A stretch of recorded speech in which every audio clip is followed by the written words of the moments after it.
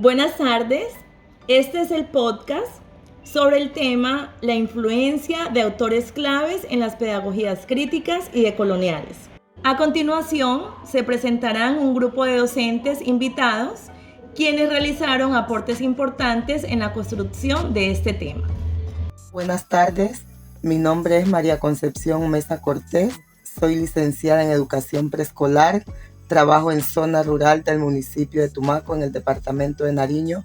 Rosadalia Correa Mendoza, licenciada en Educación Preescolar. Carlos Vivas, docente en la institución educativa Río Grande en Rosario, Nariño. Mi nombre es Graciela Quintero Martínez, soy fonoaudióloga y docente en el municipio de Tumaco, Nariño. Además, soy una apasionada por los aportes del pensamiento crítico en el contexto escolar. Sean ustedes bienvenidos a su podcast, Autores Influyentes de la Pedagogía Crítica y Decolonial. Tenemos una pregunta para Graciela. ¿Cómo entiende usted el término de pedagogías críticas y decoloniales? Mira, entiendo las pedagogías críticas y decoloniales como la necesidad de resignificar de forma igualitaria todos los pueblos del mundo, rompiendo con un patrón de esclavitud social en la cual se organizaba el trabajo de acuerdo a rasgos físicos, como el color de piel, y también se impone la raza como uno de los criterios de jerarquización, en donde los colonizadores eran los dueños del saber, el cual era manipulado de modo conveniente, favoreciendo a los más fuertes.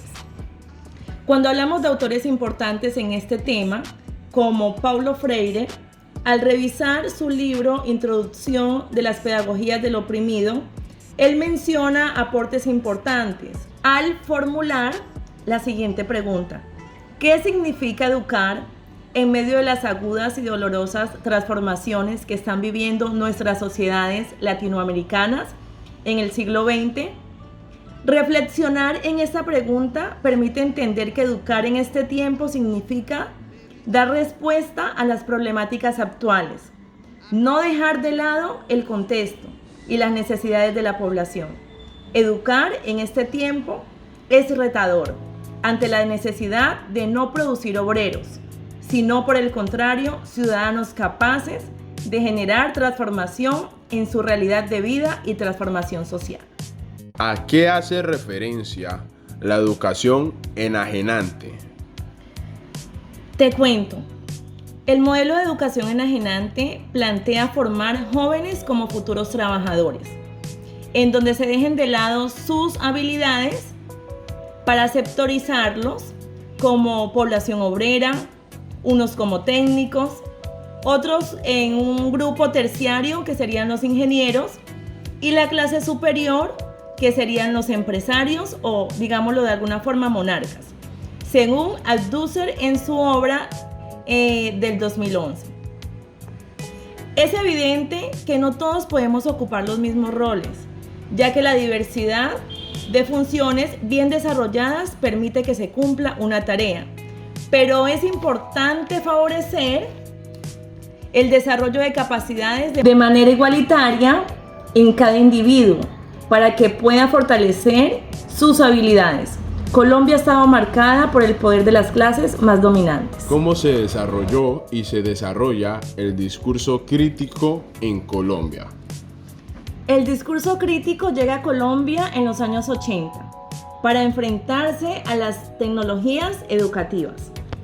Aparece en un tiempo de movimiento pedagógico, como una de las manifestaciones más grandes e icónicas en la historia del magisterio colombiano, porque no buscó dar únicamente solución a las luchas del magisterio, sino redimensionar los problemas educativos del país, por medio de un acercamiento a sus problemas en el contexto, en un nuevo discurso socioeducativo, según autores como Calvo, del 2004.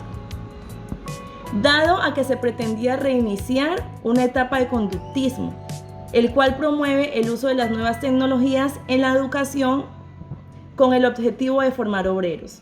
utilizando a los maestros como medio para lograr este fin, realizando la estandarización del currículo de acuerdo a las necesidades de los empresarios.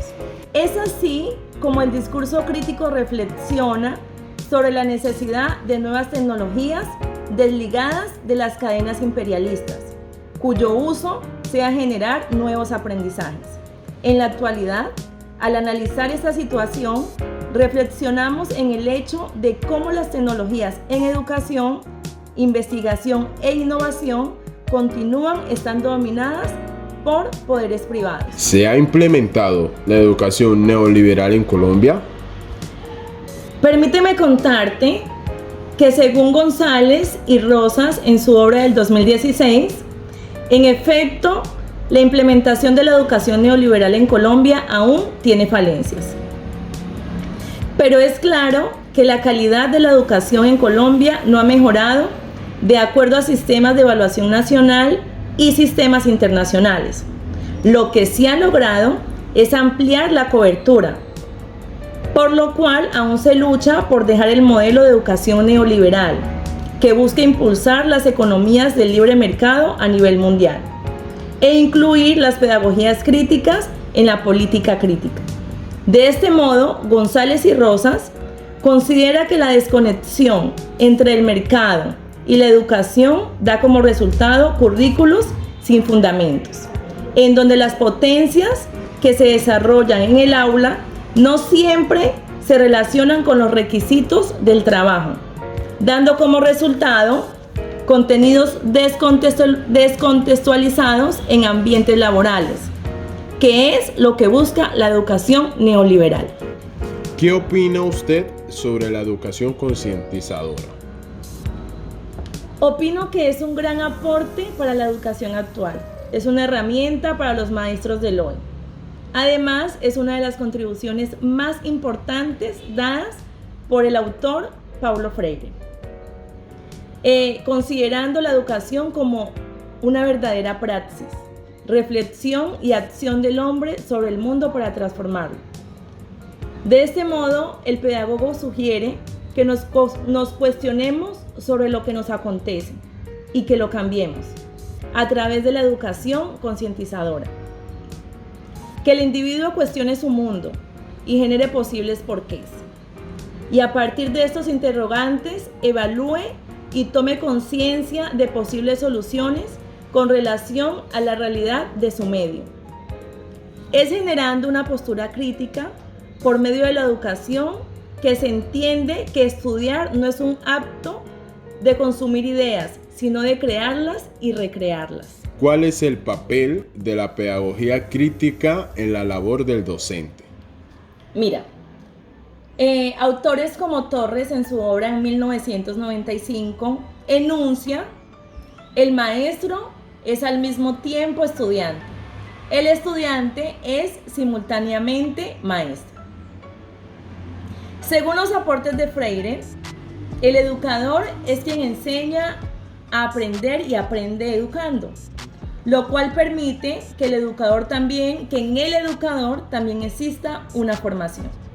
De modo que el rol del educador no debe ser quien dicta o impone, sino por el contrario, el uso del diálogo como herramienta fundamental y proporciona un entorno de humildad frente al conocimiento, lo cual facilita una mejor aceptación del mismo.